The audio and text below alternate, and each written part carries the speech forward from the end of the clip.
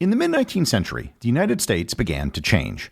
The country had initially been settled by people from England, Scotland, and the Netherlands, the vast majority of whom were Protestant. However, in the 1840s, there began a dramatic change in the composition of immigrants to the United States. A large number of them began coming from Ireland and Germany, the vast majority of whom were Catholic. The reaction to these new immigrants had an enormous impact on American politics. Learn more about the Native American Party, aka the Know Nothing Party, on this episode of Everything Everywhere Daily.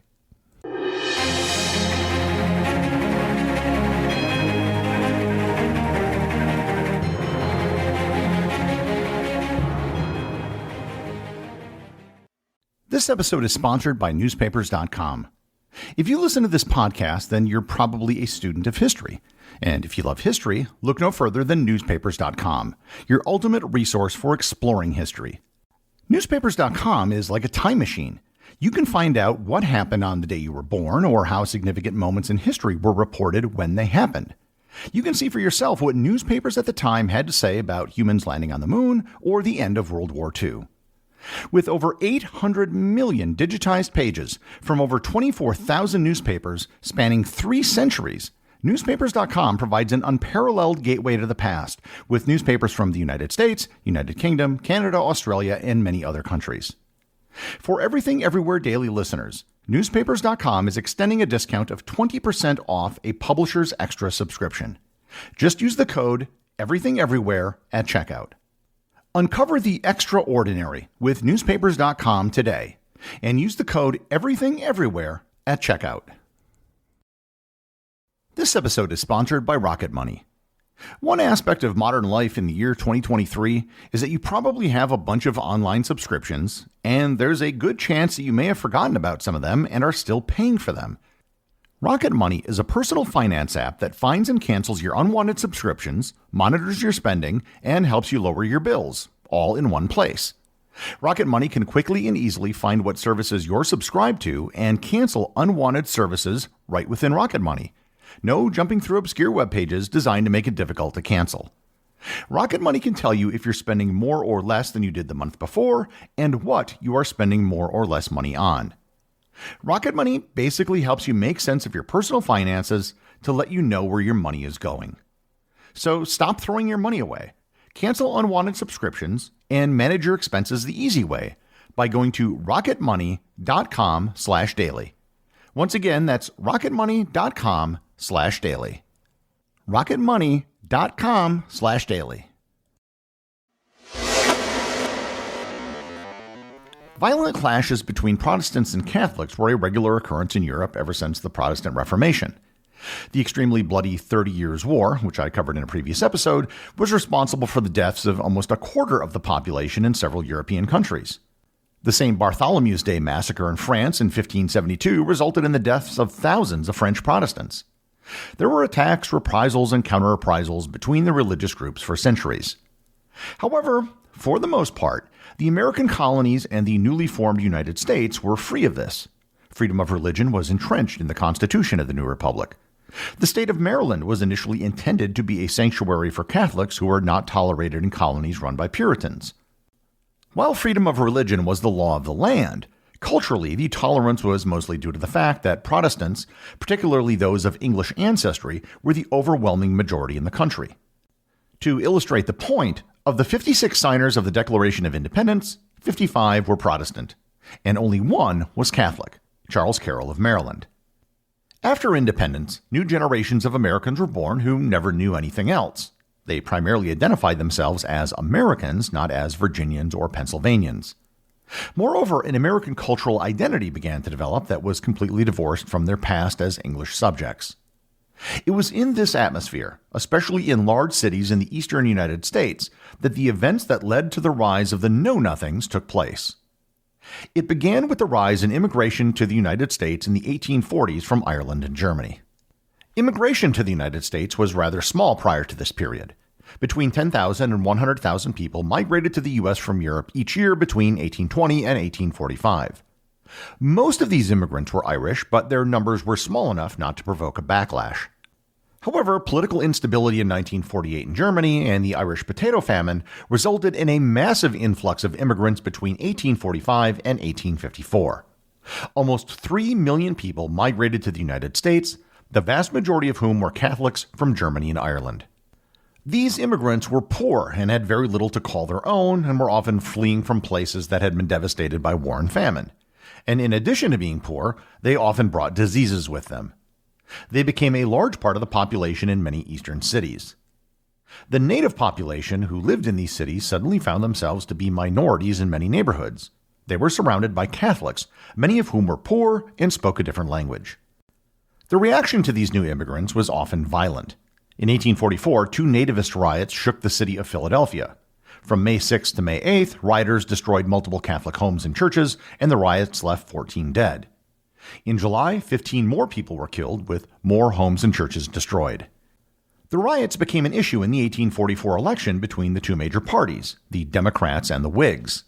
However, a new third party, known as the Native American Party, managed to win 6 congressional seats. The political success of the Native American Party was short-lived. In 1846, they lost 5 of their 6 seats and remained at 1 member of Congress in 1848. In 1850 and 1852, they didn't manage to get anyone elected. Oddly enough, the one man who represented the Native American Party during the entire time they only had 1 representative was Lewis Charles Levin. Levin wasn't a Protestant. In fact, he was the first Jewish member of the United States Congress. He was a leading player in the 1844 riots in Philadelphia, and later in life was declared insane and died in an asylum. While they weren't as successful in politics during this period, it wasn't because they weren't active. Nativist, anti-immigrant, anti-Catholic, anti-Irish, and anti-German sentiment continued to spread throughout the country. Conspiracy theories began to spread that the Catholic immigrants were there as part of a papist conspiracy to subvert the liberty of the United States. They believed that the new Catholic voters were beholden to priests and bishops who were under orders from the Pope in Rome, and that they would vote however they were told to vote.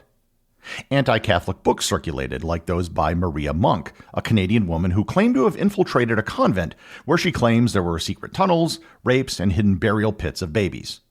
It was later found that the entire book was a hoax, but nonetheless, the book sold 300,000 copies. This led to the creation of various underground anti-Catholic groups, many of which operated in secret. The most notable of which was the Order of the Star-Spangled Banner, which was created in New York City in 1849. Founded by the nativist Charles B. Allen, the Order of the Star-Spangled Banner was a secret society that required all of its members to take an oath. The order started small but soon attracted fanatical followers, such as William Poole, also known as Bill the Butcher. He was a gang leader, prize fighter, and a butcher who lived in New York City, and his gang was known as the Bowery Boys. I should note that it wasn't just anti-immigrant sentiment that created the Order of the Star-Spangled Banner. It was the fact that these new immigrants were embraced by parts of the Democratic Party in the North, particularly the Tammany Hall political machine in New York City. Tammany Hall accepted Irish immigrants as members because they were an enormous block of votes. Tammany Hall also had street gangs that it controlled and offered protection to the Irish from the Bowery Boys in exchange for their vote. One of the defining characteristics of the Order of the Star-Spangled Banner was that if any member was questioned about the group, they were ordered to say, "I know nothing." The Order of the Star-Spangled Banner eventually spread to other large American cities, particularly in the East Coast. Due to the secret nature of the society, it was highly decentralized, and local leaders ran every chapter. The organization also had a natural affinity with the Native American Party. It was this association of secret organizations like the Order of the Star-Spangled Banner with the Native American Party where the term Know-Nothing Party came from. Other than being pro-nativist, the decentralized nature of the party meant that it didn't have a coherent position on many other policies. In the South, the party wasn't as anti-Catholic simply because few Catholics migrated to the South and it wasn't much of an issue. Strangely enough, there was strong Know-Nothing support in predominantly Catholic Louisiana. The members there rejected the anti-Catholic parts, but were also anti-immigrant and pro-slavery. There were Know-Nothings who adopted progressive views that wouldn't come to the forefront of national politics until the early 20th century. These included worker rights, women's suffrage, regulation of industry, and the prohibition of alcohol. The thing that thrust the Native American Party into the spotlight was the congressional elections of 1854. The Kansas-Nebraska Act had resulted in the collapse of the Whig Party. And if you remember back to my episode on the 6 political eras in American history, this marked the end of the Second Era. This also left an opening for another party to challenge the dominant Democratic Party, and the Native American Party took advantage of the situation. Most anti-slavery Northerners ran under the banner of the Opposition Party, and they collectively won 100 seats, the plurality of seats in the House of Representatives in 1854. Technically, they were in different parties, but they had a single goal of removing the Democrats from power. The Democrats managed to hold on to 83 seats, and the Native American Know-Nothing Party came out of nowhere to win 51 seats. It was the single best performance by a third party in American history. 1854 also saw other successes for the Know-Nothings. They won elections in Boston and almost swept the entire Massachusetts state legislature. They won all 40 state Senate seats and 376 out of 379 state assembly seats. And they also won the governorship of Massachusetts as well. In the spring of 1855, Levi Boone was elected as the mayor of Chicago as a know-nothing candidate. It was estimated that the membership of the party had exploded from 50,000 people to 1 million in just the span of a few months. However, that turned out to be the peak of the know-nothing movement. In March 1855, William Poole, a.k.a. Bill the Butcher, was shot and killed in New York. The decentralized nature of the party ultimately worked against it. They were no match for the organized power of the Democratic Party, which was the largest in the country at the time. The anti-slavery faction in the North wasn't particularly fond of their views. Many former Whigs and abolitionist Democrats coalesced around the newly formed Republican Party. In the South, the party was mostly supported by Unionist former Whigs who had no other outlet to oppose the Democrats. The single biggest issue facing the country at this point was slavery, and the Know-Nothings really didn't officially take a stand on it one way or the other. In fact, in 1855, they explicitly rejected an anti-slavery platform, which was the belief held by most of their members in the North. They did have other successes. They did well in elections in New Hampshire and Rhode Island and in some other cities, but 1855 was their high watermark.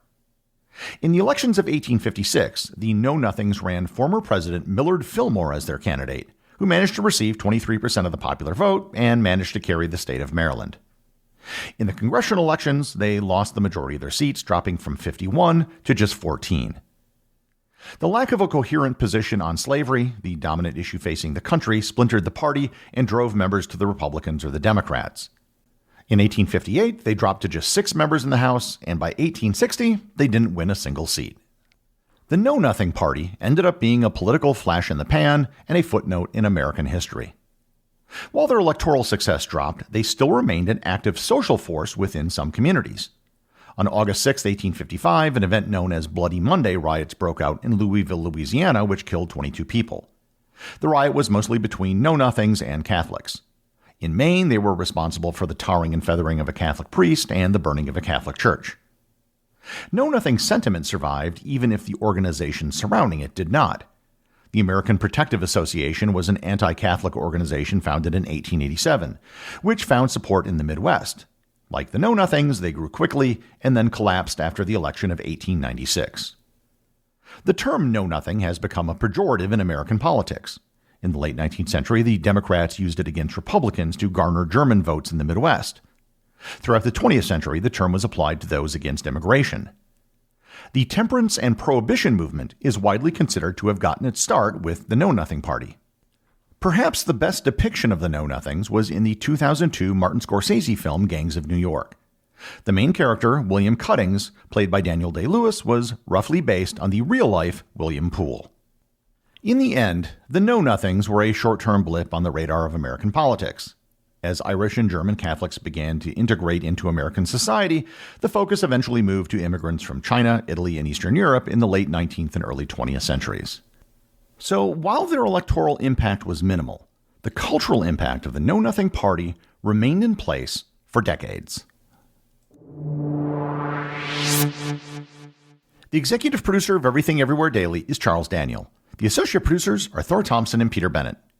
Today's review comes from listener Bismarck the Cat over on Apple Podcasts in the United States. They write, "My daily podcast fill.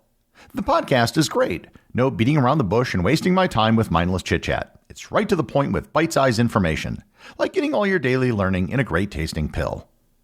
Thanks, Bismarck the cat. I prefer to think of this podcast as something more like a small yet great-tasting dessert rather than a pill. We all enjoy dessert, but few of us enjoy taking pills. Remember, if you leave a review or send me a boostagram, you too can have it read on the show. I know nothing.